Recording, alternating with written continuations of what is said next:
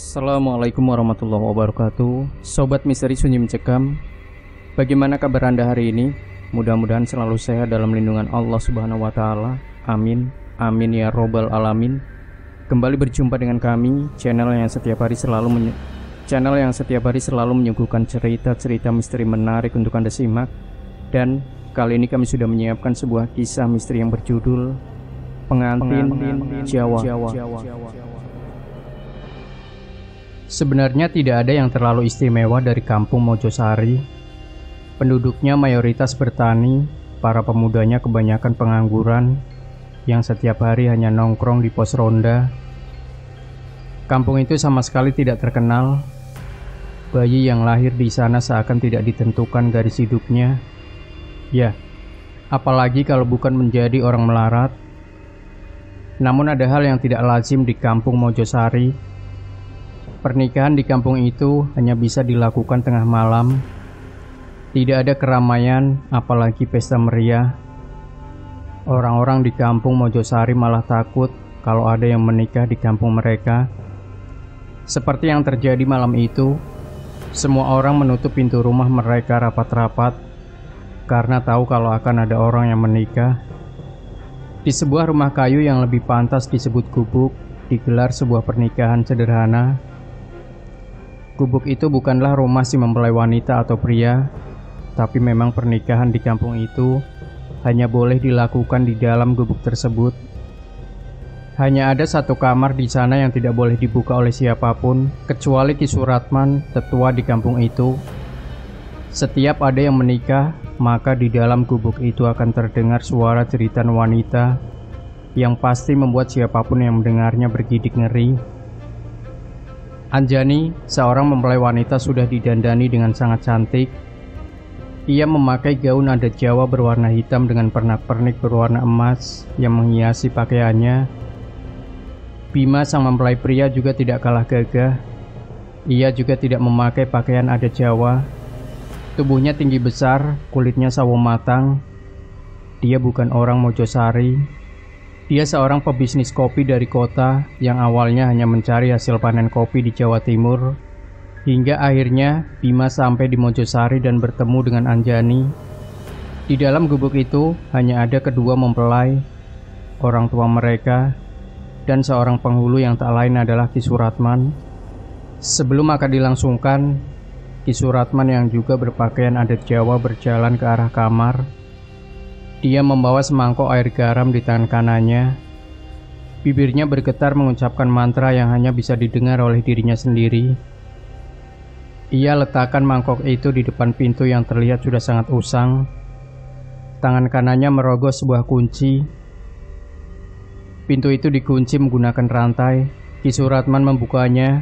Dia masuk seorang diri ke dalam kamar itu. Di dalam sana tampak gelap sekali. Bau busuk menguar menusuk hidung Ki Suratman. Lampu 5 watt yang berkedap-kedip dinyalakan, dan tampaklah sesosok wanita berpakaian pengantin.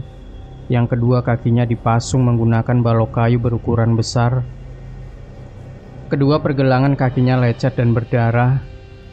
Rambutnya kusam dan sangat panjang, seperti sudah bertahun-tahun tidak dipotong. Tubuhnya kurus kering, giginya hitam. Mulutnya juga bau busuk, wajahnya kotor sekali. Maklum, wanita itu tidak pernah dimandikan. "Kanti, doakan warga kita mau menikah," kata Ki Suratman sambil menatap si Kanti. Kanti malah tersenyum dingin.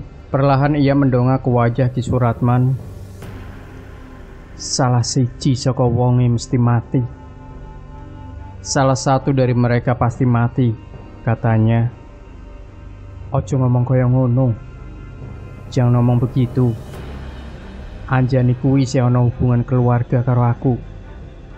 Anjani itu masih ada hubungan keluarga denganku." Timpal Ki Suratman memberitahu Kanti kalau sang mempelai wanita masih ada hubungan keluarga dengannya. Setelah itu, ia menaburkan air garam dari mangkok pada luka di pergelangan kaki Kanti. Hal tersebut membuat wanita itu berteriak kesakitan. Itu merupakan salah satu ritual agar kedua mempelai selamat dari mara bahaya. Setelah itu, Ki Suratman memadamkan kembali lampu kamar dan mengunci pintunya. Ia duduk di hadapan kedua mempelai. Bima dan kedua orang tuanya tampak tegang sekaligus ketakutan dengan apa yang mereka dengar saat ini. Kanti masih berteriak kesakitan sambil menceracau tidak jelas. "Itu siapa, Ki?" tanya Bima. "Dia Kanti." "Kenapa dia dikurung, Ki?" tanya ayahnya Bima. "Ceritanya panjang, lain kali akan aku ceritakan. Sekarang kita lanjutkan saja pernikahan ini," kata Ki Suratman. "Tapi kami berdua sudah aman kan, Ki?" tanya Anjani si mempelai wanita. "Tentu saja, aku sudah melakukan semua ritualnya," jawab Ki Suratman. "Kenapa kita harus menggelar pernikahan tengah malam seperti ini, Ki?" tanya ibunya Bima. "Di Mojosari memang harus kayak gini. Kalau nikahnya siang, salah satu dari mempelai bisa celaka." Ki Suratman menjawabnya sambil senyum ramah. Kedua orang tua Bima mulai tidak tenang. Dia takut kalau terjadi sesuatu pada anaknya. Kalau tahu begini, mungkin saja mereka tidak akan mengizinkan Bima menikah dengan orang Mojosari. Sesaat setelah Bima mengucapkan akad nikah, pintu kamar Kanti bergetar hebat. Dari dalam kamar itu terdengar suara Kanti tertawa terbahak-bahak. "Dek ini bakal jadi koncoku. Dia bakal jadi temanku," Kanti berteriak. Siapa yang akan menjadi temannya? Apakah itu sebuah ancaman bagi kedua mempelai? Semua orang yang ada di dalam gubuk itu ketakutan, kecuali Ki Suratman. Ia bangkit lalu mendekat ke arah kamar Kanti. Pintu itu berhenti bergetar. Suara Kanti juga tidak lagi terdengar. Ki Suratman kembali duduk di hadapan kedua mempelai. Ia berkata kepada mereka kalau semuanya masih aman terkendali, tapi mereka tetap saja ketakutan dan sangat cemas. "Tolong ceritakan yang sebenarnya, Ki. Apa yang terjadi di kampung Mojosari ini?" tanya Bima. Bima menatap wajah Ki Suratman. Pertanyaan ini cukup mewakili rasa penasaran kedua orang tua Bima. Sebelum Ki Suratman bercerita, ia menoleh ke arah Anjani dan kedua orang tuanya yang sudah sepuh. Anjani malah tertunduk lesu. "Ceritakan saja, Ki," kata Bapak Anjani. Ibu Anjani juga mengangguk kepada Ki Suratman. Ki Suratman menarik napas dalam-dalam lalu mengembuskannya perlahan. Ia mulai cerita. "Dulu di Mojosari ini ada seorang dukun yang sangat disegani. Dia bisa menyembuhkan berbagai penyakit, membuat penglaris usaha, bahkan bisa mendatangkan jodoh seseorang," ujar Ki Suratman. Dia mengubah posisi silat terlebih dahulu sebelum melanjutkan cerita. "Lalu, Ki?" tanya ayah Bima penasaran. Ki Suratman menarik nafas. Sayangnya dukun itu malah melakukan ritual terlarang yang menyebabkan kampung kami dikutuk. "Ritual apa, Ki?" tanya Bima. "Muji setan," jawab Ki Suratman. "Itu ritual untuk apa, Ki?" Bima semakin penasaran. "Awet muda. Dukun itu percaya dengan janji-janji setan dan ingin hidup abadi. Akibatnya kampung kami terkutuk. Setiap ada orang kampung Mojosari yang menikah, beberapa hari kemudian salah satu mempelai pasti akan mati. Kami sudah mencoba untuk melangsungkan pernikahan di luar Mojosari, tapi tetap saja sama. Salah satu mempelai pasti mati, entah itu sakit atau kecelakaan," jelas Ki Suratman. "Batalkan saja pernikahan ini, Ki. Bima, ayo kita pulang." Mendengar cerita Ki Suratman, ayah Bima langsung menarik lengan anaknya. "Ceraikan istrimu malam ini juga," tambah ibu Bima. Anjani tertunduk sambil menangis sesenggukan di pelukan kedua orang tuanya. Yang dia takutkan ternyata terjadi. Dari awal Anjani sengaja tidak memberitahu Bima soal rahasia kampung Mojosari. Ia takut Bima tidak mau menikahinya. "Enggak, Bu. Aku udah terlanjur sayang sama Anjani," tutur Bima. Ia menatap ibunya dalam-dalam. "Cari perempuan lain saja," Ini kampung setan. Nanti kamu celaka, bentak ayah Bima. Cukup. Ki Suratman berdiri, wajahnya kini penuh emosi. Itu membuat semua orang di ruangan terdiam dan hanya menyisakan suara tangis Anjani. Kedua orang tua Anjani tidak banyak cakap karena mereka sudah sangat tua. Mojosari bukan kampung setan. Kalau kalian tidak mau menikahkan anak kalian dengan Anjani, ya silakan ceraikan. Tapi ingat, Bima sudah pernah melakukan akad dengan orang Mojosari, dan aku akan lepas tangan kalau nanti ada hal buruk yang menimpa anak kalian, ujar Ki Suratman. Bajingan! Ayah Bima merenggut baju Ki Suratman. Buru-buru Bima menahan ayahnya itu. Dengarkan Bima, ayah.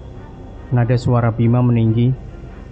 Apapun yang terjadi, Bima tidak akan menceraikan Anjani. Lagi pula ayah sama ibu tenang saja. Selama kita menuruti arahan Ki Suratman, Bima yakin semua akan baik-baik saja. Iya kan, Ki? Bima menoleh ke arah Ki Suratman.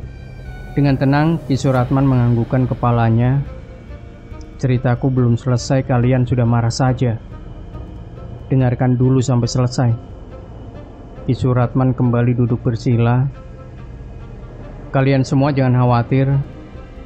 Selama kita melakukan ritual pernikahan ini dengan benar, aku yakin kedua mempelai akan baik-baik saja. Ayah Bima mengatur napasnya. Ia sebisa mungkin menahan emosi. Ia lalu bertanya kepada Ki Suratman soal dukun yang membuat petaka kampung Mojosari. Di mana dukun itu sekarang? Ki Suratman menoleh ke arah kamar Kanti. Ia lalu berkata dengan perlahan, dukun itu adalah Kanti. Ia ada di dalam kamar itu, tunjuk Ki Suratman. Kalau memang dia dukunnya, kenapa warga kampung ini tidak langsung membunuhnya saja? Semakin lama semakin banyak pertanyaan yang bermunculan di kepala Bima. Kalau kami membunuhnya, kami khawatir Kanti malah jadi setan dan meneror warga kampung. Jadinya kami biarkan dia hidup dan kami pasung agar dia tidak bertindak macam-macam, jelas Ki Suratman.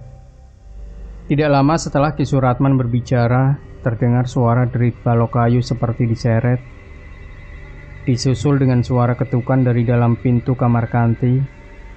Sebaiknya kita pergi dari gubuk ini, saran Ki Suratman.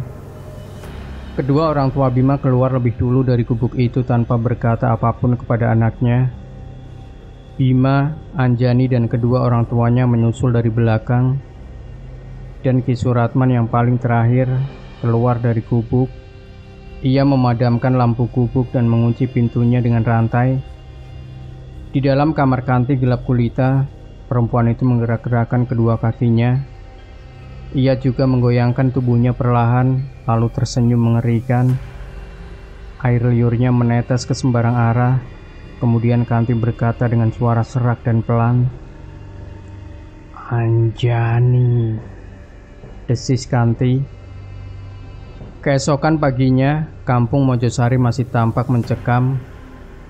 Para pemuda yang biasanya sepagi ini udah nongkrong di pos ronda memilih berdiam diri di rumah.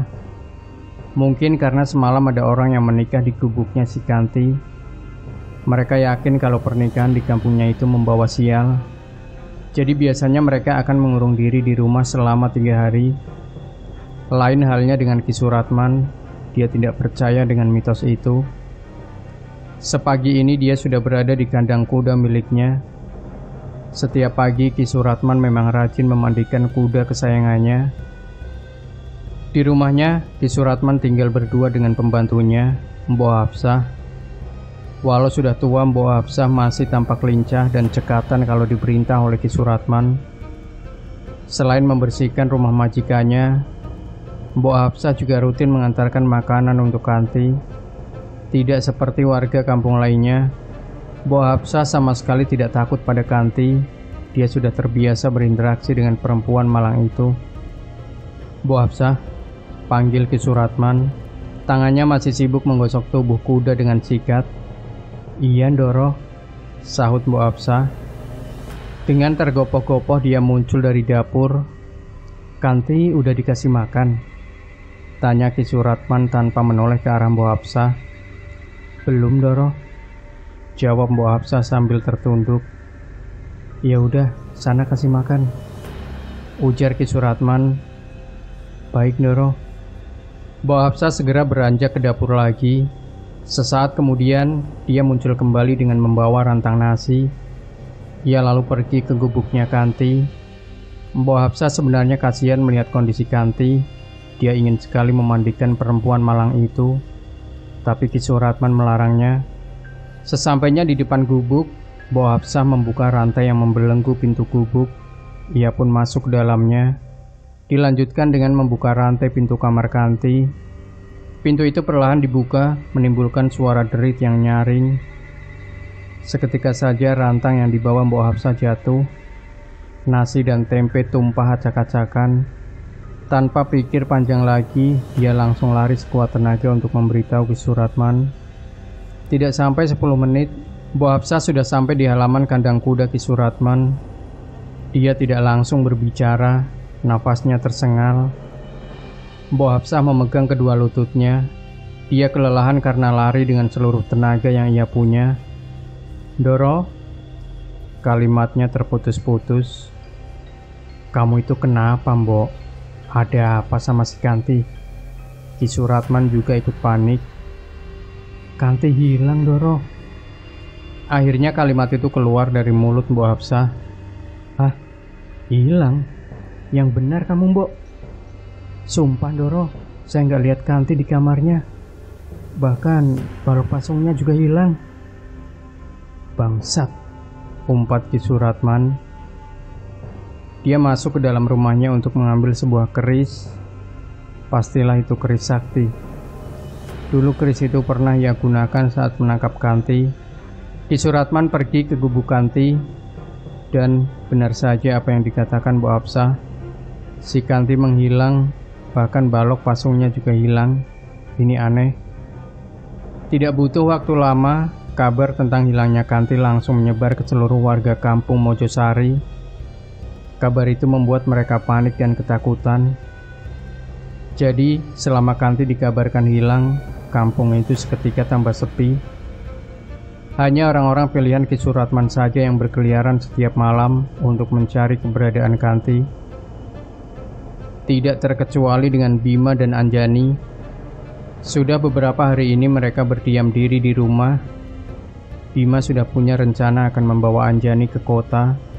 Ia yakin kehidupan mereka di sana akan lebih nyaman ketimbang di Mojosari. Malam itu Anjani sedang mematuk diri di depan cermin sambil menyisir rambutnya yang panjang. Bima masuk ke dalam kamar dan langsung menyentuh kedua pundak istrinya itu. Dari pantulan cermin, Bima memperhatikan paras istrinya yang cantik. Anjani pun tersenyum. Bima memeluk istrinya, lalu membaringkannya di atas kasur. Namun baru saja Bima hendak merangkul istrinya, tiba-tiba Anjani berteriak. Ia melihat bayangan Kanti terpantul di cermin. "Kenapa, sayang?" tanya Bima kaget. "Tadi ada Kanti di cermin." Napas Anjani terengah-engah. Raut wajahnya sangat ketakutan. "Mana? Nggak ada kok," kata Bima. Bayangan itu menghilang, padahal jelas-jelas Anjani baru saja melihat Kanti berpakaian pengantin sedang berdiri di cermin. Anjani juga melihat kalau kedua kaki Kanti masih dipasung. Sesaat setelah Anjani melihat bayangan Kanti, tiba-tiba ia meringis kesakitan. Tangannya mencoba menggapai-gapai punggungnya yang terasa ada sesuatu. "Ada apa, sayang?" "Punggung aku sakit," jawab Anjani sambil meringis. Bima memeriksa punggung istrinya. Ia menemukan benjolan kecil sebesar biji kelereng di punggung istrinya sebelah kanan. "Ada benjolan. Besok kita periksa ke dokter ya." Bima menutup kembali baju istrinya. Semalaman suntuk, Anjani tidak bisa tidur. Benjolan di punggungnya seakan bergerak-gerak, bikin ngilu dan perih. Beberapa kali ia membangunkan suaminya karena rasa sakit itu semakin parah. Keesokan paginya, wajah Anjani pucat. Tubuhnya juga sangat lemas. Tanpa pikir panjang lagi, Bima meminta izin kepada orang tua Anjani untuk membawanya ke kota. Benjolan di punggung Anjani harus diperiksa oleh dokter spesialis. Jam 9 pagi, Bima dan Anjani sudah berkemas. Mereka berangkat menggunakan mobil SUV. Sambil menyetir, sesekali Bima memperhatikan istrinya yang semakin pucat itu. Dia khawatir kalau nanti benjolan itu tidak bisa disembuhkan secara medis. Sesaat sebelum mobil mereka keluar dari kampung Mojosari, tiba-tiba Bima melihat Kanti berdiri di antara pohon bambu di pinggir jalan. Bima menelan ludah. Dia mencoba untuk tenang dan tetap fokus menyetir mobil. Bima punya rumah di kota metropolitan. Rumah itu ia beli 2 tahun lalu dari seorang pengusaha tambang batu bara. Setelah resmi menjadi miliknya, Bima mengubah rumah itu menjadi nuansa Jawa. Maksudnya biar dia merasa ada di kampung halaman. Bagian depan rumah itu dibuat seperti rumah joglo dengan hiasan lampu khas Jawa di depannya. Di beranda rumah itu ada kursi dan meja yang terbuat dari kayu jati. Sebenarnya rumah ini jarang sekali Bima tempati. Maklum dia itu adalah seorang pebisnis kopi. Jadi ia lebih sering tinggal di luar kota ketimbang di rumah mewahnya itu. Selama Bima berada di luar kota, rumah itu hanya dijaga oleh seorang satpam. Itu pun hanya menjaga keamanannya saja. Urusan bersih-bersih itu bukan tanggung jawabnya. Oleh karena itu, saat pertama kali Anjani menginjakan kaki di rumah Bima, ia terkejut karena tidak menyangka kalau suaminya punya rumah sebesar ini di kota. Dia juga bingung bagaimana cara membersihkan rumah sebesar itu. Debu menempel di mana-mana, juga banyak sarang laba-laba. "Mas, rumah ini sudah berapa tahun gak kamu tempati?" tanya Anjani. "Dari pertama beli sekitar 2 tahun lalu. Habisnya aku selalu sibuk di luar kota." "Sayang sekali ya mas, padahal rumahnya bagus banget." Anjani masih memperhatikan ruang tamu di rumah itu. "Aku sengaja beli rumah ini buat persiapan aja, biar kalau udah berkeluarga aku nggak bingung nyari rumah. Dan mulai dari sekarang kita akan tinggal di rumah ini." Bima merangkul pundak istrinya sambil tersenyum.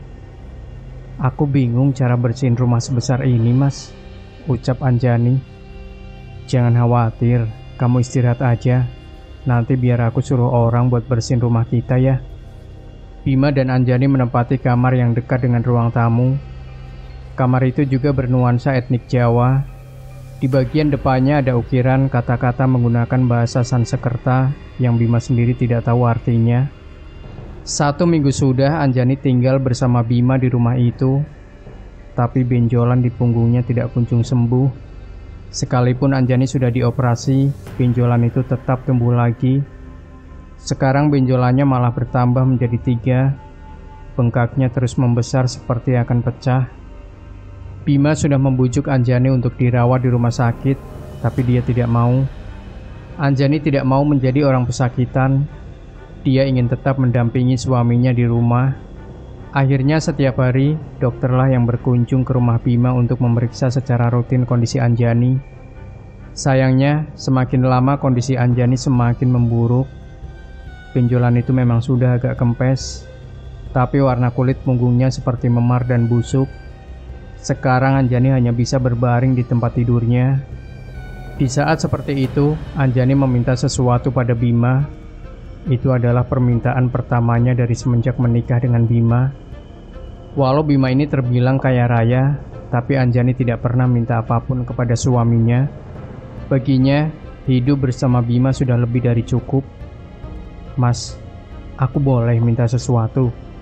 tanya Anjani dengan nada bicara yang pelan. Ia menoleh perlahan ke arah suaminya yang sedang duduk di tepi tempat tidur.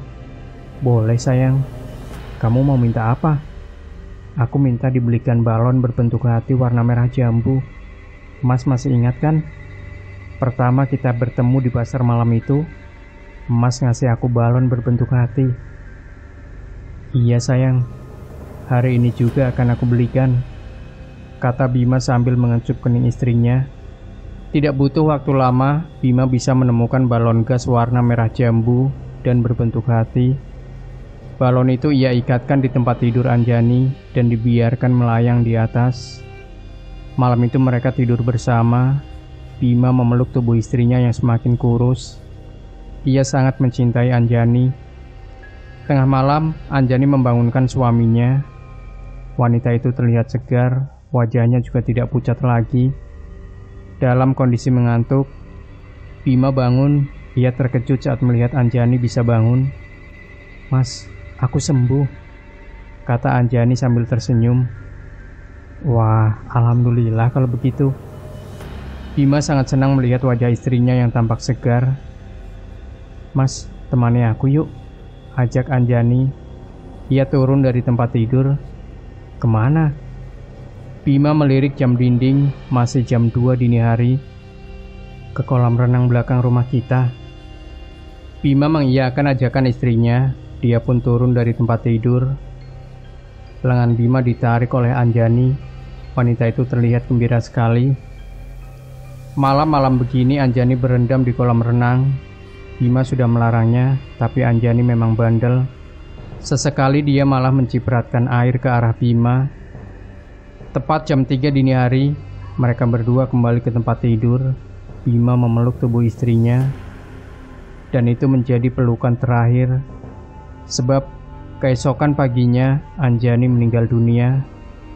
Dia tidur untuk selamanya. Bima menangis. Bahkan ia berteriak di samping jasad Anjani. Ia tidak menyangka kalau kebahagiaannya sesingkat ini. Orang tua Anjani dijemput. Begitupun dengan orang tua Bima. Mereka semua berkumpul di kamar Anjani. Sementara itu mayat Anjani dibaringkan di atas tempat tidur dan sudah dikafani oleh Bima sendiri. "Bu, Pak, aku mau memakamkan Anjani di kamarku sendiri," kata Bima dengan suara yang parau. Jelas saja itu membuat orang tua Anjani kaget. "Gak bisa, Anjani akan kami bawa ke Mojosari," kata bapak Anjani yang sudah tua itu. "Aku masih sayang sama dia, Pak. Kumohon izinkan aku memakamkannya di kamar ini. Aku janji akan merawat makam Anjani dengan baik." "Udah gila kamu, Bim. Biarkan Anjani dikubur di kampung halamannya," timpal Ibu Bima. "Aku belum siap kehilangan Anjani." Bima tertunduk sambil menangis. Menurut ayah, biarkan saja Bima mengubur istrinya di kamar ini. Kini ayahnya Bima membela. Kedua orang tua Anjani terdiam. Mereka seperti tengah mempertimbangkan permintaan Bima. "Ya sudah, kalau itu mau kamu. Tapi kamu harus jaga kuburan anak kami dengan baik," kata ayah Anjani yang akhirnya mengiyakan keinginan Bima. "Kalian sudah gila. Mana mungkin ada kuburan di dalam kamar?" bentak ibunya Bima. "Biarkan saja, Mah. Itu kemauan anak kita." Ayahnya Bima tetap membela anaknya. Maka malam itu juga lantai kamar Bima dibongkar. Anjani dikuburkan di dalam kamar itu. Balon gas berbentuk hati diikatkan di batu nisan Anjani. Mereka tidak menyadari satu hal, bahwa di sudut ruangan kamar Bima yang remang, Kanti berdiri menyaksikan pemakaman Anjani. Kanti sudah sejak lama ada di kamar itu. Dari awal dia memang mengikuti Anjani. Bima rela melewatkan banyak klien potensialnya demi merawat makam Anjani. Bisnis kopi yang dia kelola perlahan pendapatannya kian menurun. Sebab yang dilakukan Bima setiap hari hanya terdiam diri di kamar sambil mengelus-elus batu nisan istrinya. Setiap pagi dan sore, Bima rajin menyiram makam istrinya itu. Walaupun dia sangat menyayangi makam istrinya, Bima tidak tidur di kamar itu, melainkan mengisi kamar yang bersebelahan dengan makam. Suatu malam Bima terbangun. Dia mendengar suara pintu kamar sebelah dibanting berkali-kali. Suara itu sangat mengganggu. Bima heran siapa yang melakukannya. Padahal di rumah itu dia hanya tinggal sendirian. Pak Satpam tidak mungkin masuk ke dalam rumah tanpa izin Bima. Terpikirlah oleh Bima kalau yang membanting pintu kamar sebelah itu adalah maling. Buru-buru ia bangun, lalu mengambil sebuah pistol tipe Glock 20 yang ia beli dari pedagang ilegal. Sambil mengendap-endap, Bima mendekat ke pintu kamarnya. Dia harus hati-hati, takutnya maling itu juga bawa pistol.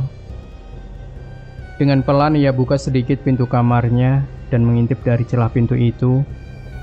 Tidak sampai 10 detik, Bima dengan cepat menutup kembali pintu kamarnya.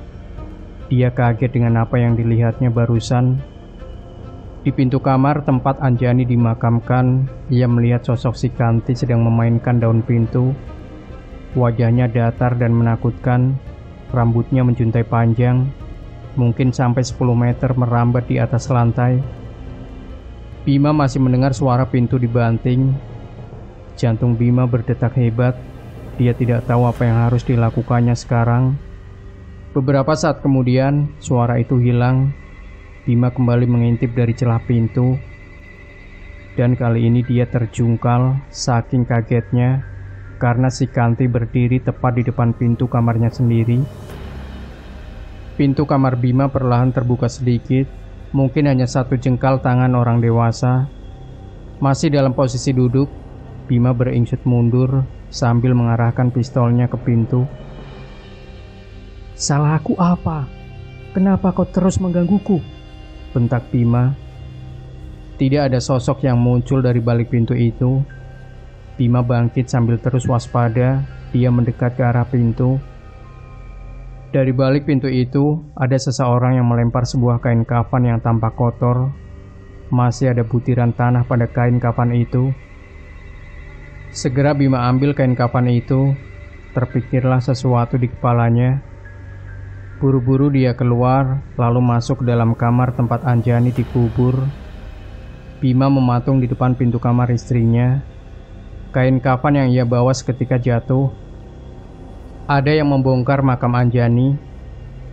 Mayatnya digeletakkan begitu saja di atas lantai tanpa kain kafan alias telanjang bulat. Bima lari keluar rumah untuk memanggil Mang Asep, satpam penjaga rumahnya. Ia mau minta bantuan untuk menguburkan kembali mayat Anjani.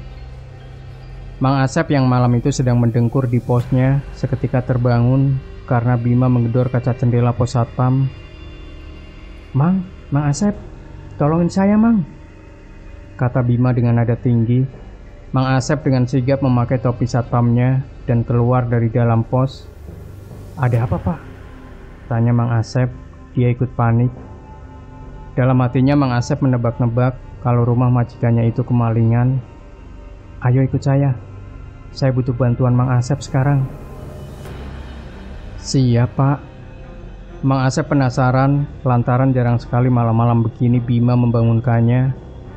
Bima menyuruh Mang Asep untuk menunggu di depan kamar, sementara Bima akan mengkafani lagi istrinya itu. Setelah selesai, Bima langsung menghampiri Mang Asep, lalu menyuruhnya untuk mengambil cangkul di gudang. "Mang, malam ini nggak lihat orang masuk ke rumah saya kan?" tanya Bima sebelum Mang Asep mengambil cangkul. "Nggak lihat, Pak."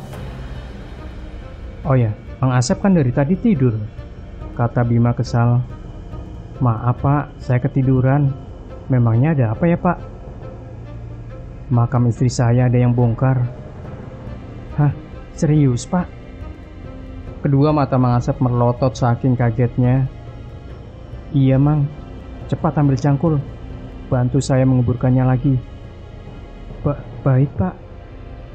Tidak lama berselang, Mang Asep muncul membawa 2 buah cangkul. Dia memberikan 1 cangkul itu pada majikannya. Tangan Mang Asep bergetar saat menyentuh mayat Anjani yang mulai membusuk. Wajah Anjani keriput dan lembek.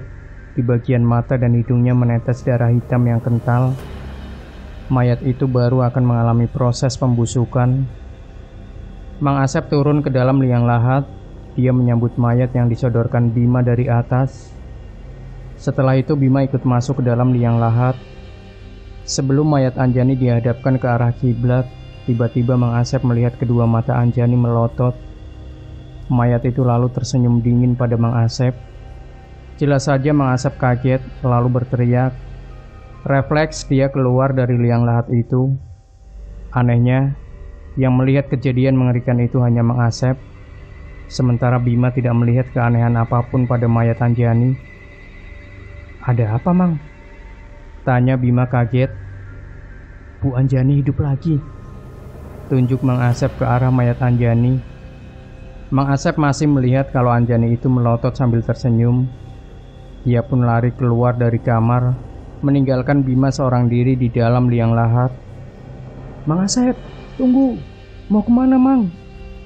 panggil Bima dari dalam liang lahat. Ini masih jam 3 dini hari, hujan turun begitu deras membasahi kota metropolitan. Sepagi itu, pasar dekat rumah Bima mulai sibuk. Banyak mobil pick-up yang keluar masuk pasar untuk mengangkut barang dagangan. Koloni gelandangan yang tidur di emper pertokoan mulai berlarian mencari tempat yang aman dari cipratan air hujan. Di emper masjid dekat pasar, seorang pemuda berpakaian hitam putih masih tertidur pulas berbantalkan tas gendong miliknya. Dia adalah seorang pengangguran yang seharian mencari kerja. Namun nasib baik belum memihak padanya. Berbeda dengan orang-orang itu, apa yang dilakukan Bima di jam 3 dini hari sangat tidak lazim. Ia sedang susah payah mengubur kembali istrinya. Kedua tangannya gemetar membetulkan ikatan kain kafan. Kain itu lembab dan seringkali mudah copot. Keringat membasahi wajah Bima, sesekali menetes ke wajah istrinya yang mulai membusuk. Setelah berhasil menghadapkan jenazah ke arah kiblat, ia menutupnya dengan papan, lalu menguburkannya kembali. Setelah selesai, Bima terkapar di samping kuburan istrinya. Dia sangat kelelahan, hingga akhirnya tertidur pulas. Jam 10 pagi, Bima tergeraga bangun. Kamar itu sangat kotor, tanah berserak di mana-mana. Cangkul bekas semalam tergeletak di samping Bima. Ia mengucek kedua matanya, lalu beranjak ke kamar mandi. Langkah Bima terhenti saat melihat tapak kaki berlumur tanah di atas lantai. Tapak itu mengarah ke kamar mandi. Perlahan Bima mengikutinya. Setibanya di kamar mandi, tapak kaki misterius itu merambat ke dinding dan berhenti ke dekat lampu. Di sana ada sebuah tulisan menggunakan noda tanah. Itu adalah tulisan Anjani. Bima sangat kenal gaya tulisan istrinya. "Pergilah ke Mojosari, Mas." Begitulah pesan yang tertulis di sana. Sesaat setelah Bima membacanya, tulisan itu lenyap begitu saja. Ada apa di Mojosari? Kenapa Anjani menyuruhnya untuk pergi ke sana? Karena penasaran, hari ini juga Bima akan berangkat ke Mojosari. Lagi pula memang ada yang belum terpecahkan dari semua kejadian ini, apalagi tentang Kanti yang selalu menerornya.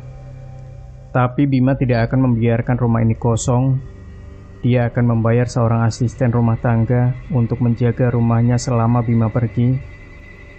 Selesai mandi, Bima langsung menelpon sebuah yayasan penyalur asisten rumah tangga. Di kota ini, yayasan rajin bersahaja punya reputasi yang baik dalam hal penyalur asisten rumah tangga. Mereka merekrut para perempuan lalu menyalurkannya ke seluruh kota. Dan pagi ini, yayasan itu menerima telepon dari Bima. Setelah sepakat soal gaji, pengelola yayasan itu pun memanggil Zulfa. Dia adalah salah satu pegawai baru di yayasan ini. Zulfa berasal dari kampung, umurnya 23 tahun. Dia baru 3 hari tinggal di yayasan, dan hari ini adalah gilirannya untuk disalurkan sebagai asisten rumah tangga. "Zulfa, hari ini kamu dapat pekerjaan. Lokasinya nggak jauh dari yayasan," kata Bu Rani. Dia adalah pengelola yayasan ini. "Iya, Bu." Wajah Zulfa berbinar. Dia senang karena akhirnya mendapat pekerjaan. Kerjaannya nggak ribet. Orangnya mau pergi selama beberapa hari. Kamu cukup jaga rumah itu saja. "Baik, Bu." Zulfa mengangguk. "Kalau kerja kamu bagus, bisa jadi si pemilik rumah akan terus mempekerjakan kamu." "Saya akan bekerja sebaik mungkin, Bu," kata Zulfa. Hari itu juga Zulfa diantar oleh mobil yayasan menuju rumah Bima. Ia turun di depan gerbang. Tidak ada satu orang pun yang menyambut kedatangan Zulfa. Pintu gerbang itu dibiarkan terbuka sedikit. Pos satpamnya sepi. Sulfa celingukan dan dengan ragu-ragu dia masuk ke halaman rumah Bima. Dia terus berjalan melewati pepohonan mangga yang rindang. Sulfa lalu berhenti di beranda rumah. "Permisi," kata Sulfa. Tidak ada jawaban dari si pemilik rumah. Ia lalu mengetuk pintu rumah itu. Seketika pintu dibuka, Bima akhirnya muncul. Ia sudah berpakaian rapi hendak berangkat ke Mojosari. "Ayo masuk," kata Bima. "Pekerjaan kamu mudah saja. Cukup jaga rumah ini, kamu tidak perlu membersihkan seluruh ruangan.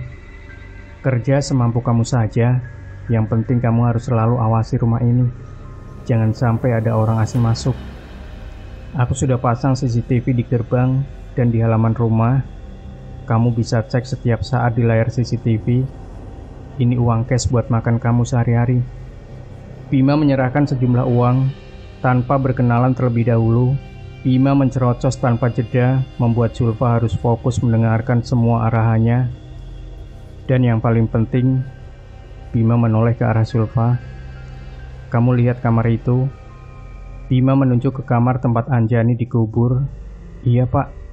Sulfa mengangguk. "Jangan sekalipun masuk ke kamar itu ya. Apapun yang terjadi, kamu gak boleh masuk ke sana," ujar Bima. Wajahnya terlihat sangat serius, bahkan terkesan mengancam. Baik, Pak," timpal Sulfa dengan terbata-bata. "Ini kunci rumahnya dan ini kunci gerbang. Aku mau pergi untuk beberapa hari," kata Bima. Dia mengambil koper dan bergegas ke garasi mobil. Sulfa mengikutinya dari belakang. Ia menawarkan bantuan untuk membawa koper, tapi Bima menolak. Setelah Bima pergi, Sulfa masuk kembali ke dalam rumah. Ia mengunci pintu dan jendela rumah itu rapat-rapat. Sekarang tinggal Sulfa sendirian di rumah. Ia berdecak kagum melihat interior rumah bernuansa Jawa.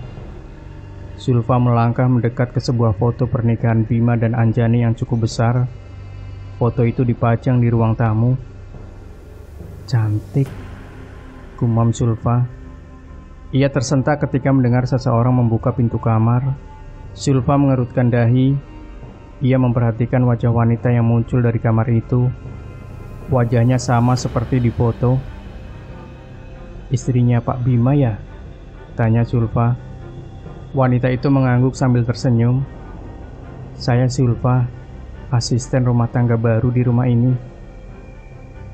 Menjelang maghrib, Bima sudah sampai di Mojosari. Ia memperlambat laju mobilnya. Ia heran karena kampung Mojosari sangat sepi. Kampung itu seperti ditinggalkan warganya. Kabut tebal menghalangi laju mobil Bima. Ia berusaha untuk menemukan seseorang di kampung itu, tapi yang dia lihat hanya kawanan anjing melintas di depan mobilnya. Setibanya di depan rumah Anjani, Bima keluar dari mobil. Ia harus menggunakan senter untuk menerangi jalannya karena kabut begitu pekat. Bima heran, ada apa dengan kampung Mojosari ini? Kata Bima sambil mengetuk pintu, tapi tidak ada jawaban dari si pemilik rumah. "Pak?" Bima mengetuk kembali pintu itu. Ia lalu menggenggam gagang pintu rumah itu, dan ternyata pintunya tidak dikunci.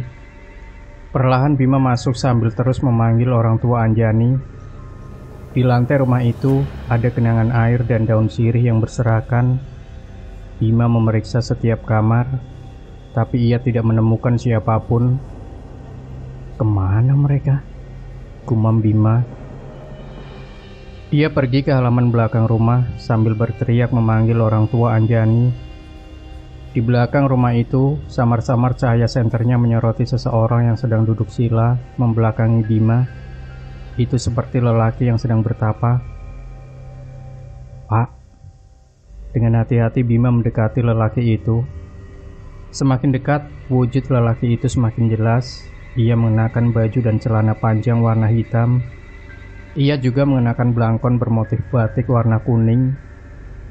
"Kemana perginya warga kampung ya?" tanya Bima, tapi lelaki yang duduk sila di hadapannya itu tidak menjawab, bahkan bergerak pun tidak. Bima menyentuh pundak lelaki itu. Seketika tubuhnya lunglai dan terjatuh di atas semak-semak. Ternyata itu adalah bapak mertua Bima alias ayah Anjani. Lelaki itu sudah tidak bernyawa, keadaannya sangat mengenaskan. Kedua bola matanya hilang. Ada lubang berukuran setelunjuk jari di bagian lehernya. Melihat kejadian itu, Bima kaget sampai terjungkal. Nafasnya terengah-engah. Ia bergegas pergi dari sana. Dengan panik ia lari menuju rumah Ki Suratman. Bima agak kesulitan mencari jalan. Kabut itu membatasi jarak pandangnya. Dengan susah payah, akhirnya Bima tiba di rumah Ki Suratman. Rumah itu juga tidak dikunci. Bima menerobos masuk sambil memanggil nama Ki Suratman dengan nada tinggi. Di lantai rumah Ki Suratman juga ada genangan air dan daun-daun sirih yang berserakan.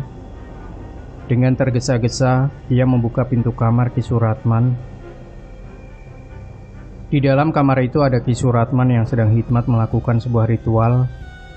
Ia duduk sila sambil mengacungkan keris pusakanya ke langit. Kedua matanya terpejam, bibirnya bergetar mengucapkan mantra. Ki, sapa Bima sambil pelan-pelan mendekati Ki Suratman. Bima menyentuh pundak lelaki itu. Seketika saja Ki Suratman tersentak kaget. Kanthi iblis. Kalimat itu otomatis keluar dari mulut Ki Suratman. Ia panik sambil mengamuk. Untung saja Bima bisa menenangkan Ki Suratman. Tenang Ki, tenang. Ini saya, Bima. Bima? Ngapain kamu di sini? Tanya Ki Suratman. Saya mau cari ibu mertua saya, Ki. Mereka kemana? Ada apa dengan Mojosari ini, Ki? Kenapa bapak mertua saya mati? Tanya Bima bertubi-tubi. Si Kanti. Ini semua gara-gara Kanti. Jawab Ki Suratman dengan getir. Selama ini si Kanti juga menerorku, Ki, kata Bima. Ki Suratman tidak bisa berkata apa-apa lagi. Tatap wajahnya kosong. Apa warga kampung ini semuanya mati, Ki? Bima masih berusaha mencari tahu tentang Mojosari. Sebagian mati, tapi masih ada yang selamat. Mereka semua sudah mengungsi. Sebelum Bima bertanya kembali, tiba-tiba terdengar suara rombongan orang. Mereka menyanyikan lagu berbahasa Jawa. Mereka datang, kata Ki Suratman, wajahnya sangat cemas. Mereka siapa? Bima mengerutkan dahi. Karena penasaran, ia tengok rombongan orang itu dari balik jendela. Betapa terkejutnya Bima saat melihat ada sebuah arak-arakan tanpa wujud. Di atas arak-arakan itu ada saung kecil yang hanya muat satu orang. Di saung itu ada si Kanti yang sedang duduk sambil menatap lurus ke depan. Bima heran, arak-arakan itu berjalan sendiri tanpa ada yang menggotong. Kanti menoleh ke arah Bima. Wanita itu tidak tersenyum sedikit pun. Tatapannya datar dan begitu dingin. Itu membuat Bima menjauh dari jendela. Jangan dilihat, bisik Ki Suratman. Arak-arakan itu sudah pergi. Bima dibawa oleh Ki Suratman menuju kampung tetangga. Warga Mojosari yang masih hidup mengungsi di sana, kata Ki Suratman. Ibu mertua Bima juga ikut mengungsi di kampung tersebut. Aku turut berduka atas kematian istrimu, kata Ki Suratman membuka obrolan sambil berjalan. Ini masih ada hubungannya dengan Mojosari, Ki. Anjani mati dengan cara yang tidak wajar, timpal Bima. Ternyata saat kau menikahi Anjani di gubuk itu, si Kanti sudah bukan manusia lagi. Dia sudah menjadi sekutu setan, dan istrimu adalah tumbal kelima. Dengan begitu, Kanti sudah menyempurnakan ilmu hitamnya. Jelas Ki Suratman. Jadi sudah ada pengantin yang meninggal sebelum aku menikahi Anjani? Tanya Bima. Dia menghentikan langkahnya. Ya, sebelum Kanti dipasung, sudah ada 4 pengantin wanita yang mati. Sebelum kau menikahi Anjani, aku sempat menikahkan pasangan janda dan duda di gubuk si Kanti. Sampai sekarang mereka masih hidup. Dugaanku, Kanti ini hanya menumbalkan pengantin yang masih perawan saja, kata Ki Suratman. Mereka berdua berjalan kembali melewati jalan setapak. Kalau memang Kanti sudah menyempurnakan ilmu hitamnya, kenapa dia masih menggangguku, Ki? Kalau itu aku tidak tahu, jawab Ki Suratman singkat. Bima tidak menimpali lagi. Ia mengarahkan cahaya senter ke jalan setapak. Setelah pernikahan kalian, Mojosari dilanda penyakit. Penyakit apa, Ki? Bima mengerutkan dahi. Ada benjolan di punggung mereka. Semakin lama semakin besar. Setelah itu kempis, dan mereka mati satu persatu dengan mengenaskan. Penyakit itu sama persis dengan yang dialami istriku, Ki. Ki Suratman mengangguk. Awalnya kami warga kampung mengobati benjolan itu dengan daun sirih, tapi tetap tidak berhasil. Dokter pun tidak sanggup menyembuhkan penyakit itu, lanjut Ki Suratman. Ki Suratman menghentikan langkahnya. Dari kejauhan ia melihat ada seseorang yang mendekat. Ia pun menarik tangan Bima, mengajaknya untuk bersembunyi di balik pohon. Dengan hati-hati Ki Suratman dan Bima mengintip dari balik pohon itu. Itu Burhan, salah satu warga kampung Mojosari. Burhan berjalan sempoyongan sambil menggapai-gapai benjolan di punggungnya. Ia meringis kesakitan, lalu jatuh tersungkur. Bima hendak menolong lelaki itu, tapi Ki Suratman menahannya. Jangan kau lihat itu. Ki Suratman menunjuk ke pohon yang menjadi sandaran Burhan.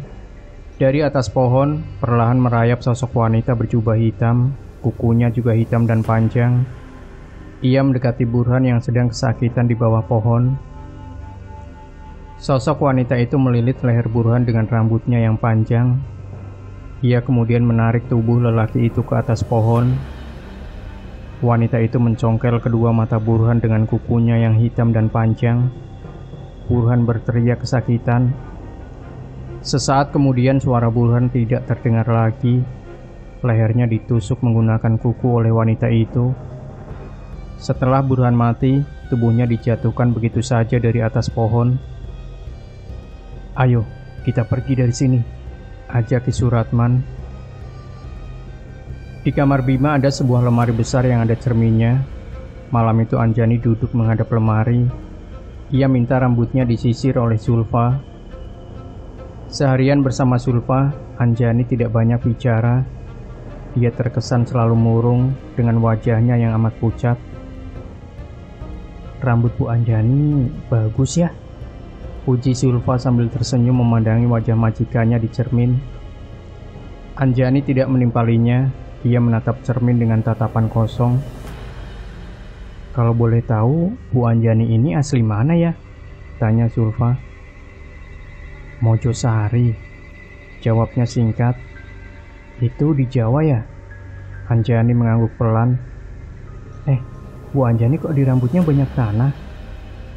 Zulfa membersihkan butiran tanah yang menempel di rambut Anjani. Aku bersihkan dulu ya, Bu, lanjut Zulfa. Ia meniup butiran tanah yang menempel di sela-sela rambut Anjani. Tidak lama berselang, terdengar suara seseorang mengetuk pintu. Bu, ada yang ngetokin pintu. Zulfa cek dulu ya. Zulfa pun beranjak dari kamar Bima. Setelah ditelusuri, ternyata suara itu bersumber dari kamar tempat Anjani dikuburkan. Zulfa ingin sekali memeriksa kamar itu, tapi ia tidak diizinkan masuk oleh Bima. Halo, ada orang di dalam? Tanya Zulfa. Tidak ada jawaban sama sekali, tapi suara ketukan pintu masih terdengar. Kemudian pintu itu terbuka sedikit. Suara deritnya terdengar nyaring. Zulfa mundur 3 langkah. Ia menjauh dari pintu itu. Apapun yang terjadi, ia tidak akan masuk ke dalam kamar itu. Kamu siapa? Tanya Zulfa tanpa melihat seorang pun yang muncul dari kamar itu. Zulfa yakin masih ada seseorang yang menghuni rumah ini. Kanti, jawab seorang perempuan dari balik pintu kamar. Suara itu terdengar parau, seperti orang yang sedang sakit. Bima tiba di kampung tetangga. Ternyata para pengungsi dari Mojosari tidak tinggal di rumah warga, melainkan dibuatkan tenda dari terpal. Warga kampung di sana awalnya takut kedatangan pengungsi dari Mojosari.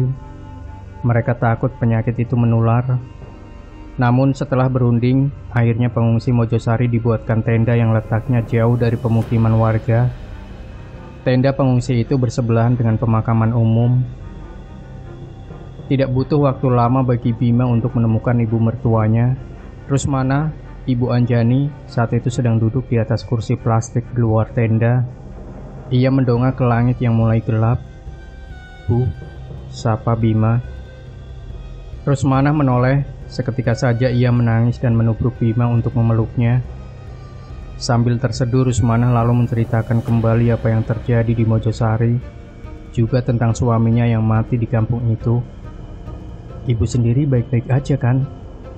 tanya Bima dengan wajah khawatir. "Di sini sakit." Rusmana menggapai punggungnya, menunjuk titik yang ia rasa sakit. Bima meraba punggung ibu mertuanya. Ternyata ada sebuah benjolan persis dengan yang dialami Anjani. Bima mengembuskan nafas berat, ia tertunduk lesu. Bima tidak tahu apa yang harus ia lakukan untuk menyelamatkan ibu mertuanya itu. Ketika Bima masuk ke dalam tenda, ia melihat keadaannya sangat memprihatinkan. Ada yang sedang mengobati keluarganya dengan daun sirih. Ada juga yang berteriak kesakitan sambil menggapai-gapai punggungnya. Bima juga menyaksikan seorang kakek yang ditangisi keluarganya. Kakek itu sudah tidak bernyawa. Tampaknya dia baru saja mengembuskan nafas terakhirnya beberapa menit lalu. Sementara Ki Suratman membantu keluarga itu untuk mengurus jenazahnya. Tengah malam Bima tidak bisa tidur. Ia duduk termangu di luar tenda. Pikirannya kemana-mana. Ia tidak menyangka kalau hidupnya akan dihadapkan dengan situasi kalut seperti ini. Terlintas dalam benak Bima, ia harus kembali ke Mojosari seperti apa yang diminta mendiang istrinya. Maka malam itu juga ia berangkat ke Mojosari seorang diri. Bima menyusuri jalan setapak, melewati pepohonan besar. Ia hanya membawa sebuah senter sebagai penerang.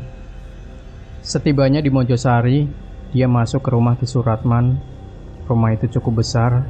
Selain menjadi tetua di Mojosari, Ki Suratman memang orang yang paling kaya di kampung itu. Bima menyusuri kamar demi kamar. Tidak ada yang aneh di rumah itu. Bima tidak menemukan petunjuk apapun. Namun, saat Bima hendak keluar dari rumah, kakinya menginjak keramik yang berderit. Keramik itu seperti tidak disemen. Itu berbeda dengan keramik lainnya yang kokoh menyatu dengan tanah. Bima penasaran, ia lalu bongkar keramik itu, lalu menggali tanahnya. Siapa tahu dia menemukan sesuatu di dalam sana. Di kedalaman 100 cm, Bima menemukan kotak kecil yang terbuat dari kayu jati. Ia segera membukanya. Di dalam kotak itu terdapat seikat rambut, satu gigi taring, dan sebuah foto hitam putih. Bima terkejut melihat foto itu. Meski telah usang, ia jelas mengetahuinya itu adalah foto pernikahan Ki Suratman dengan seorang wanita yang wajahnya tidak asing lagi bagi Bima. Ya, wanita di foto itu adalah Kanti.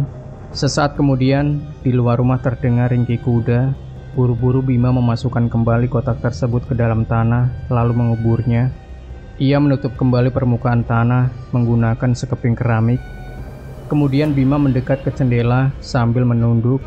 Dengan hati-hati ia mengintip dari balik jendela. Di luar sana ada Ki Suratman menunggangi kuda.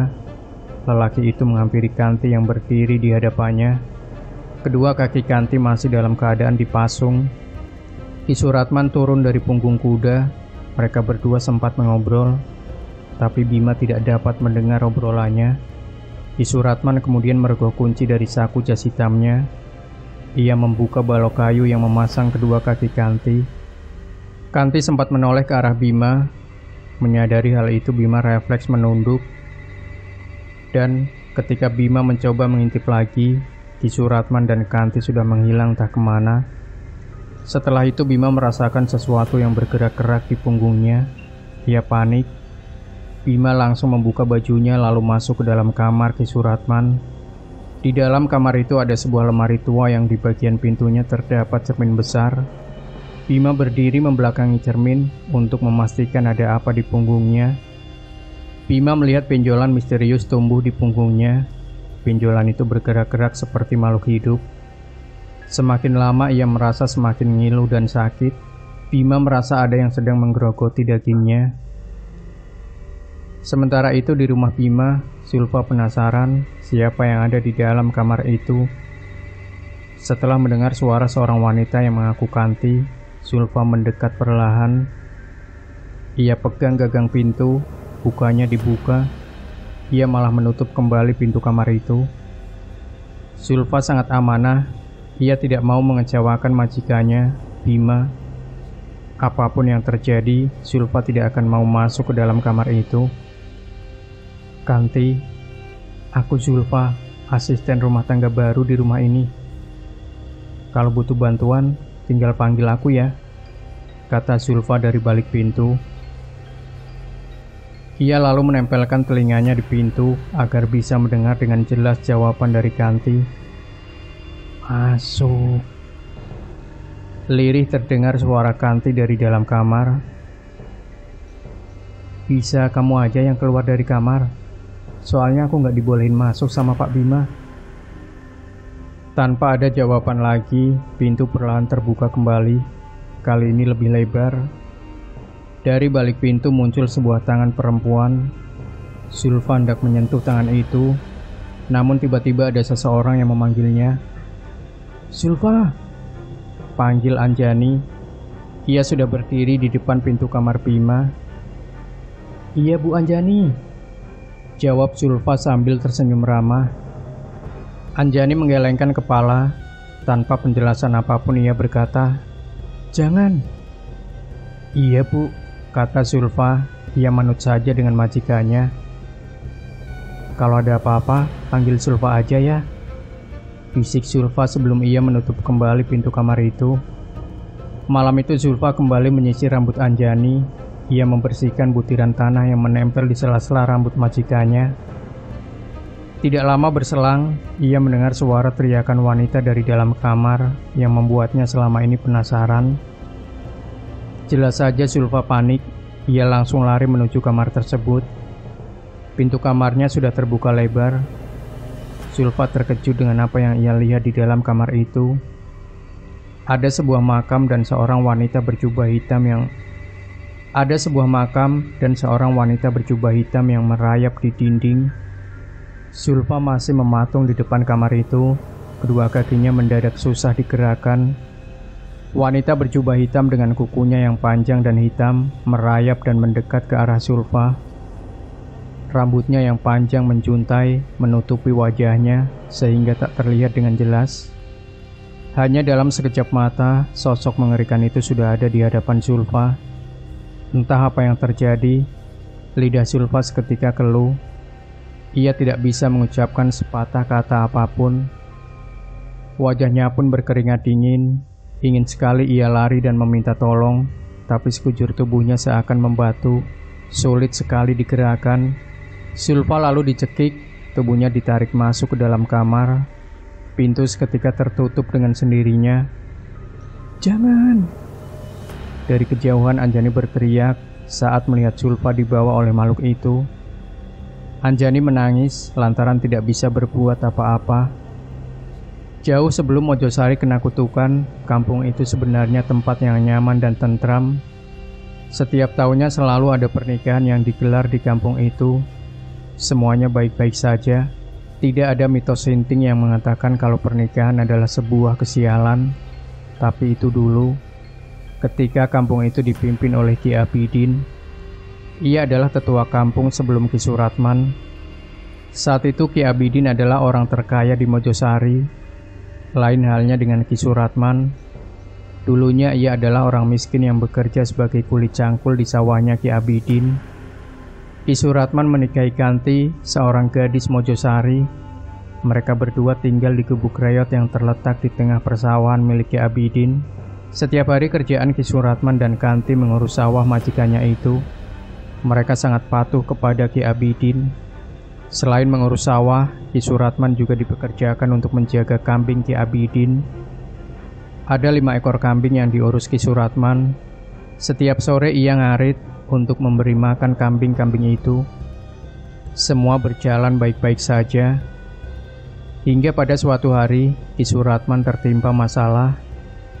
1 ekor kambing etawa yang ia urus tiba-tiba mati. Sedangkan itu adalah kambing kesayangannya Ki Abidin. Kejadian itu membuat Ki Abidin marah besar. Ki Suratman dimaki-maki. Kanti juga tidak luput dari amarah Ki Abidin. Padahal kematian kambing itu bukan kesalahan Ki Suratman, sebab ia sudah mengurusnya dengan baik. Kematian kambing itu murni disebabkan oleh penyakit. Bangsat kau Suratman, kau apakan kambingku, ha? Sumpah Ki, aku sudah mengurusnya dengan benar. Sekarang memang sedang musim penyakit, jawab Ki Suratman. Alah, alasan saja. Kau dan istrimu memang kacung sialan. Ki Suratman tidak terima dicaci separah itu. Ia sangat sakit hati.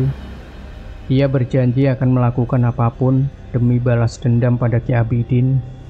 Tengah malam Ki Suratman pergi ke hutan Gantarawang. Itu adalah hutan terlarang dan sangat angker. Hutan itu sangat jarang dijamah manusia. Semua orang tahu kalau di sana ada sumur keramat yang menjadi sarang setan. Konon, dulunya di sana ada pengantin perempuan yang mati bunuh diri dengan cara loncat ke dalam sumur. Ki Suratman ingin minta petunjuk kepada roh pengantin itu agar bisa kaya dan menjadi terhormat di Mojosari. Lebih dari itu, ia ingin membunuh Ki Abidin dengan cara gaib. Setelah sempat nyasar, akhirnya Ki Suratman berhasil menemukan sumur keramat. Sumur itu dirimbuni semak belukar. Ki Suratman harus membersihkannya terlebih dahulu sebelum melakukan ritual. Ki Suratman duduk sila di depan sumur sambil membakar kemenyan untuk mengundang makhluk gaib. Ia tidak tahu kalau di atas pepohonan hanya makhluk halus yang sedang memperhatikan tingkahnya. Tidak lama setelah menyan itu dibakar, muncul sesosok wanita berjubah hitam dari dalam sumur. Ia merayap mendekat ke arah Ki Suratman. Nyai, tolong aku.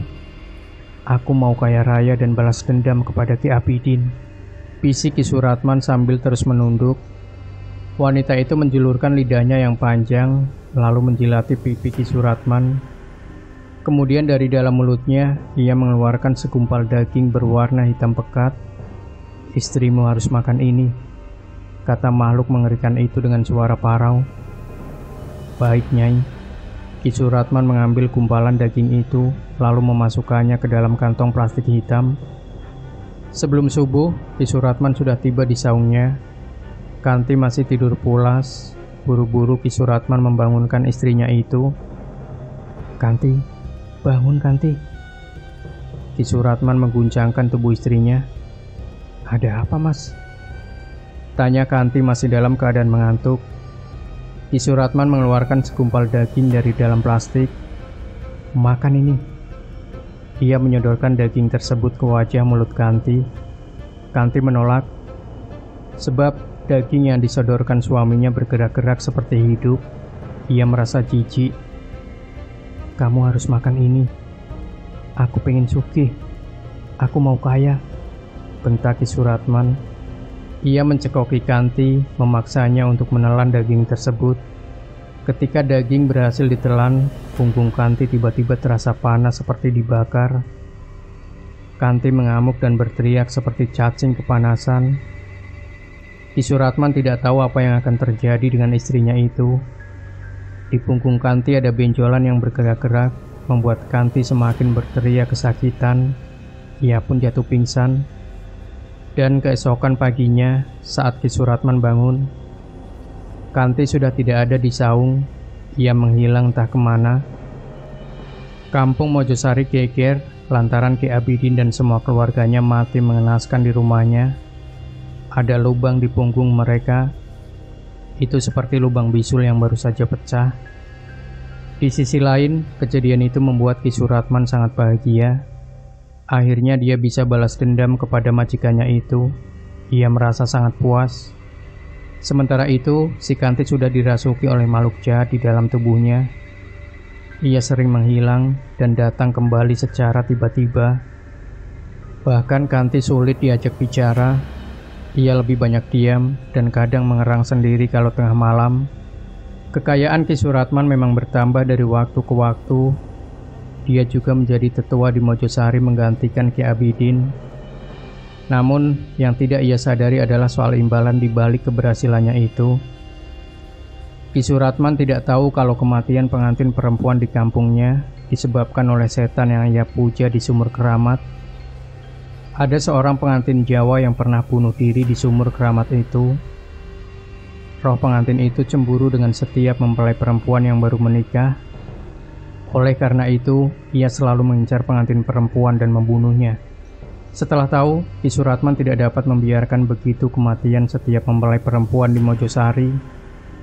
Ia pun sudah mendatangi Sumur Keramat itu dan meminta agar tumbalnya diganti dengan kambing atau kerbau.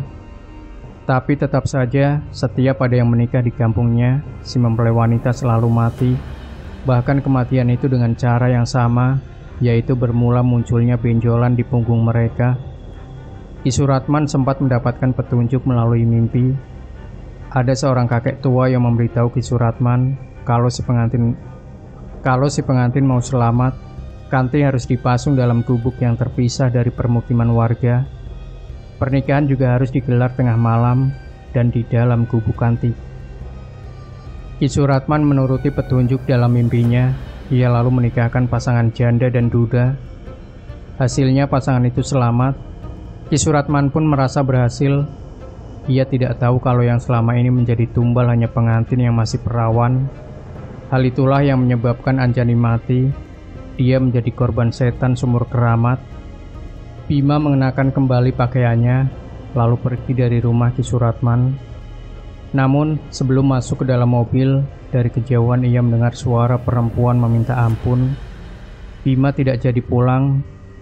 Penasaran, ia pun mencari sumber suara perempuan itu. Setelah ditelusuri, ia melihat Ki Suratman sedang menyeret paksa seorang perempuan tua. Perempuan itu tidak lain adalah Mbok Hafsah, pembantu Ki Suratman. "Aku tahu apa yang telah kamu lakukan, Mbok," teriak Ki Suratman sembari menyeret paksa Mbok Hafsah menuju Sumur Keramat. "Ampun Ki, ampun." Bima terus mengikuti mereka dari belakang. Sesekali ia bersembunyi di balik pepohonan agar tidak ketahuan Ki Suratman. Setibanya di Sumur Keramat, Ki Suratman mendorong Mbok Hafsah hingga tersungkur di depan sumur. Warga kampung kena penyakit. Ternyata gara-gara Mbok Hafsah. "Ngapain Mbok di Sumur Keramat ini ya?" Ki Suratman memarahi pembantunya itu. Ada garam yang ditaburkan di sekeliling sumur itu. Ia tahu kalau selama ini Ki Suratman melakukan pemujaan setan yang membuat warga Mojosari menderita. Tapi yang dilakukan Mbok Hafsah malah berakibat fatal.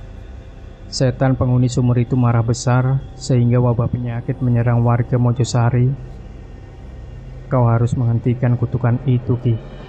Kasihan warga kita," kata Mbok Hafsah. "Aku emang salah, Mbok. Tapi aku lagi cari jalan keluarnya biar warga kita selamat. Dan sekarang Mbok Hafsah malah mengacaukannya. Pantas saja warga kita kena penyakit. Ini Sumur Keramat, Mbok. Caranya setan." Bima menguping percakapan mereka. Ia tidak menyangka kalau dalang dari semua ini adalah Ki Suratman. Orang yang justru sangat Bima percaya omongannya. "Kau harus mati, Mbok." Ki Suratman menarik lengan Mbok Hafsah. Lelaki itu akan menjerumuskan pembantunya tersebut ke dalam sumur. "Jangan, Ki!" teriak Bima. Ia lari menghampiri Ki Suratman. "Bangsat kau! Jangan ikut campur urusan kampung kami!" bentak Ki Suratman sambil mengeluarkan keris yang ia ikatkan di pinggang. Keris itu dihujamkan ke arah perut Bima. Untungnya Bima masih bisa menghindar. Ia kemudian menghantam perut Ki Suratman dengan dengkulnya. Itu membuat lelaki tua itu terjungkal. Rupanya Ki Suratman tidak mudah menyerah. Ia bangkit kembali lalu menebaskan kerisnya. Kali ini ia mengarahkan pusakanya ke leher Bima. Namun, lagi-lagi Bima mampu menepisnya. Keris itu lepas dari genggaman Ki Suratman. Dengan cepat Bima meraih keris itu, lalu menancapkannya di leher Ki Suratman. Ia terkapar dan mengembuskan nafas di tempat. Di samping sumur keramat. Bima segera membawa Mbok Hafsah keluar dari hutan. Mereka berdua sudah tiba di Mojosari, lalu Mbok Hafsah mengajak Bima untuk masuk ke rumah Ki Suratman. "Dari dulu, Mbok sudah tahu kalau Ki Suratman itu jahat," kata Mbok Hafsah. "Tapi kenapa Ki Suratman tega berbuat seperti itu, Mbok?" tanya Bima. "Dia sakit hati pada Ki Abidin, yang tak lain adalah majikannya dulu." Mbok Hafsah membuka sekeping keramik, lalu mengambil kotak yang pernah Bima temukan. "Ini gigi taring dan rambutku. Sengaja aku tanam di rumah ini sebagai salah satu ritual untuk menghancurkan kutukan kampung Mojosari. Kusertakan juga foto pernikahan Ki Suratman dengan Kanti, biar mereka ikut binasa. Tapi ternyata ritualku malah berakibat fatal," jelas Mbok Hafsah. "Mbok tenang saja. Sekarang Ki Suratman sudah mati. Semua warga kampung bisa selamat." Malam itu juga Bima mengantarkan Mbok Hafsah ke pengungsian. Karena hari sudah semakin malam, keesokan paginya semua orang yang ada di pengungsian itu sembuh dari penyakit aneh yang beberapa hari lalu melanda mereka.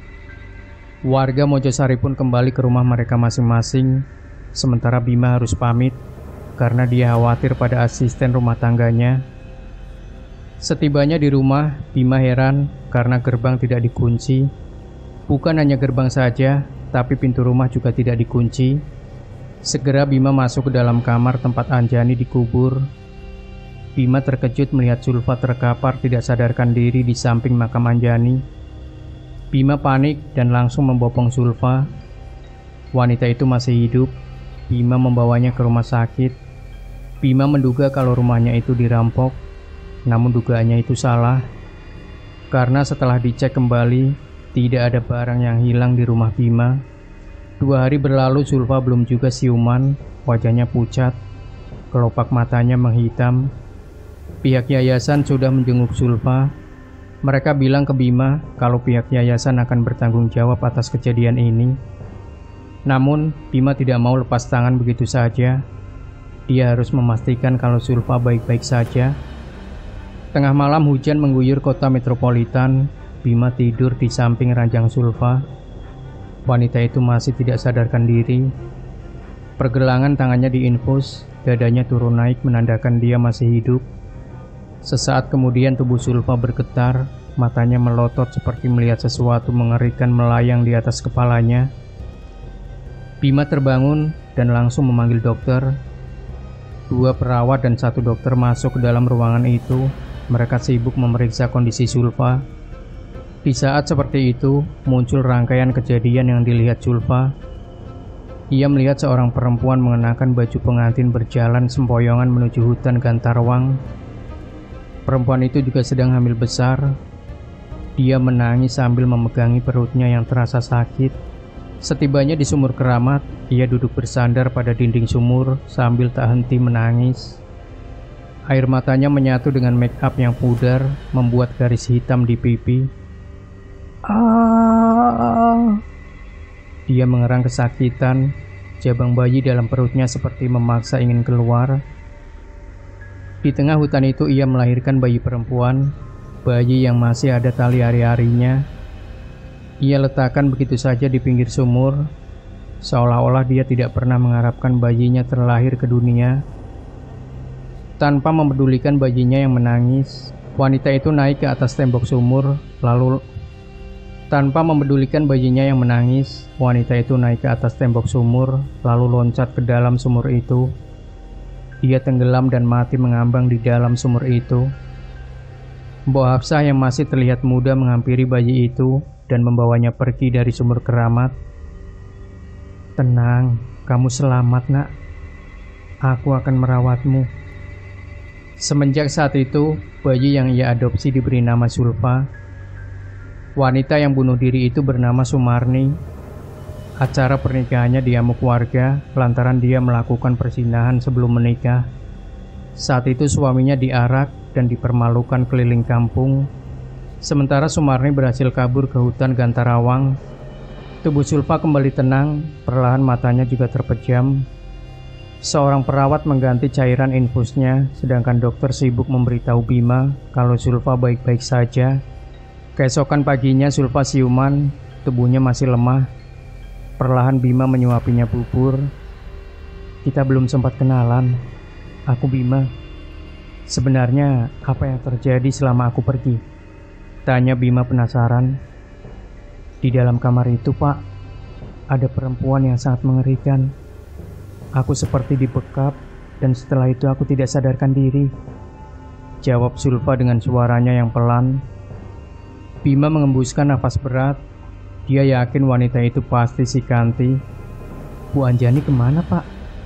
Tanya Sulfa. Ia menoleh ke sekeliling mencari Anjani. Bima mengerutkan dahi. Dia heran. Dari mana Sulfa tahu tentang Anjani? Kamu tahu Anjani dari siapa? Tanya Bima. Selama Pak Bima pergi, aku ditemani Bu Anjani di rumah. Seketika saja Bima meletakkan mangkok bubur yang ia pegang. Anjani itu istriku. Dia sudah meninggal. Aku menguburnya di dalam kamar. Kalau kamu lihat kuburan di dalam kamar, itu adalah kuburan Anjani. Makanya aku melarangmu untuk masuk ke kamar itu. Timpal Bima. Gak mungkin, Pak. Jelas-jelas Bu Anjani bersama aku semalaman. Aku nyisirin rambutnya. Ya sudah, yang penting kamu selamat, kata Bima. Ia kembali menyendok bubur untuk Sulfa. 3 hari kemudian Sulfa sudah pulih. Dia tampak segar seperti sedia kala. Bima meminta Sulfa untuk tetap bekerja di rumahnya, tapi Sulfa memilih untuk mengundurkan diri. Kejadian yang dia alami sangat janggal. Dia tidak sanggup lagi bekerja di rumah itu. Kamu yakin gak mau kerja di sini lagi? Tanya Bima sambil fokus menyetir. Pagi itu Sulfa minta diantarkan ke stasiun kereta api. Iya Pak, saya mau cari kerjaan lain saja, jawab Sulfa sambil memandangi jalanan yang ramai oleh lalu lalang kendaraan. Kalau boleh tahu, asal kamu dari mana? Tanya Bima lagi. Saya juga nggak tahu asal saya dari mana, Pak. Dari kecil saya hidup di panti asuhan. Sampai sekarang saya nggak tahu siapa orang tua saya dan dari mana asal saya. Tapi saya cukup beruntung punya orang-orang baik di panti asuhan. Bima mengangguk-angguk. Terus, ini kamu mau kemana? Tanya Bima. Tiba-tiba saja suara besar dan serak keluar dari mulut Sulfa. Mojosari. Jelas itu bukan suara aslinya Sulfa. Bima terkejut. Mendadak dia menginjak rem mobil membuat Sulfa tersentak. Kenapa Pak? Tanya Sulfa panik. Nafas Bima terengah-engah. Keringat membasahi dahinya. Tadi kamu bilang Mojosari. Bima menatap Sulfa yang duduk di sampingnya. Mojosari? Enggak Pak. Saya tadi bilang mau ke rumah teman saya. Sulfa menggelengkan kepala. Bima menelan ludahnya sendiri. Dia menarik nafas mencoba untuk tenang. Klakson ramai berbunyi di belakang mobil Bima. Para pengemudi lain geram karena Bima ngerem mendadak. Segera Bima menyalakan kembali mesin mobilnya yang sempat mati. Mobil itu melaju kembali dengan kecepatan stabil.